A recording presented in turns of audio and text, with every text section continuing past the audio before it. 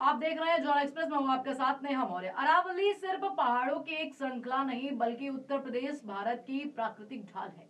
यही अरावली थार के रेगिस्तान को दिल्ली तक आने से रोकती है, हवा को जहरीली होने से बचाती है और जमीन के नीचे पानी को जिंदा रखती है। लेकिन आज अरावली एक बार फिर चर्चा का विषय बन गया है। वजह सुप्रीम कोर्ट का एक अहम फैसला जिसे सोशल मीडिया पर नाम दिया गया है 100 मीटर वाला फैसला। अब सवाल बड़ा है, क्या इस फैसले के बाद अरावली खतरे में है? क्या अब जंगल कटेंगे?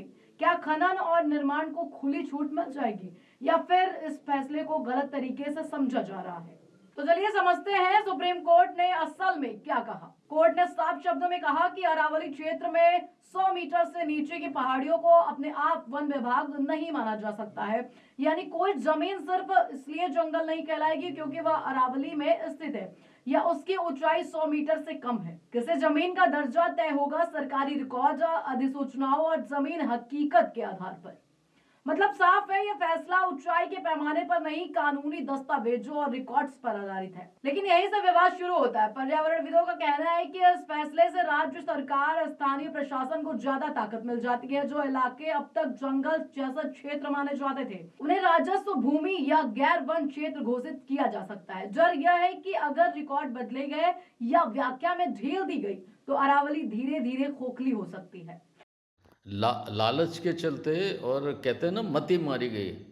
तो आप जिस पेड़ पे बैठे हैं उसी की शाखा को, उसी उसी की डाल को काट रहे हैं। अभी 200 500 हज़ार 10,000 करोड़ का आप मुनाफा थोड़े दिनों के लिए 5-10 साल में कमा लेंगे, लेकिन आने वाले सैकड़ों साल के लिए ये उपजाऊ जमीन रेगिस्तान बन जाएगी, जहाँ से लाखों करोड़ रुपए का गेहूं, गन्ना, चावल, दालें, सब्जियां, फल ये आप उगाते हैं और पैदावार होती है, और देश में उसका उपयोग होता है, विदेशों में उसका निर्यात होता है।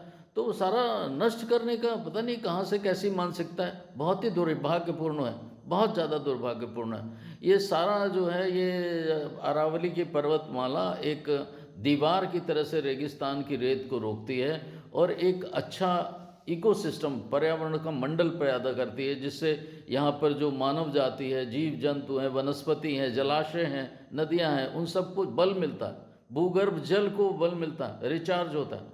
तो इसको खराब करके यहाँ पे अवैध और अनियमित शहरीकरण, बड़ी बड़ी बिल्डिंगें, पहाड़ को काट करके उसको सपाट कर देना, जंगल काट देना, पेड़ देना, बड़ी मूर्खतापूर्ण निर्णय है। पता नहीं ये किन दिमागों की उपज है, लालच के कारण ऐसा हो रहा है।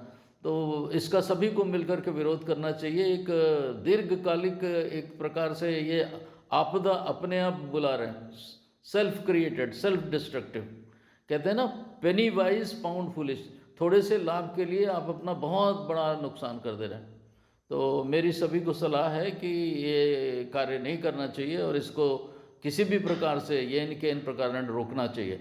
न्यायालयों को और अधिकारियों को और नेताओं को, सभी को जो है पुनरावलोकन करके और अपनी लालच पे और दुर्भाग्यपूर्ण और दुर्बुद्धि पर नियंत्रण करना चाहिए। लेकिन क्या इसका मतलब ये भी है कि अब अरावली में धड़ल्ले से पेड़ कटेंगे? सीधा और साफ जवाब है नहीं। यह फैसला ना अंधाधुंध कटाई की अनुमति देता है और ना ही सभी पहाड़ियों को निर्माण के लिए खोखला करता है। अगर कोई इलाका पहले से ही वन भूमि घोषित है या पर्यावरण कानून के तहत संरक्षित है तो उस पर इस फैसले का कोई असर नहीं पड़ेगा। तो फिर असली खतरा कहाँ? असली खतरा फैसले में नहीं बल्कि इसके इस्तेमाल में है। अगर जमीनी रिकॉर्ड बदले गए, पर्यावरणीय आकलन को नजरअंदाज किया गया और विकास के नाम पर ढील दी गई तो असर सीधा पड़ेगा। दिल्ली एनसीआर की हवा और जहरीली होगी, PM10 और PM2.5 का स्तर भी बढ़ेगा, भूजल और नीचे जाएगा और गर्मी पहले से ज्यादा बेरहम हो जाएगी। याद रखिए, अरावली एनसीआर का नेचुरल कूलिंग सिस्टम है। तो सवाल ये नहीं है कि सुप्रीम कोर्ट का फैसला सही है या गलत, सवाल ये है कि इस फैसले का इस्तेमाल कैसे किया जाएगा। अरावली बचेगी या कटेगी, अब कोर्ट नहीं, सरकारों की नीति और नियत तय करेगी।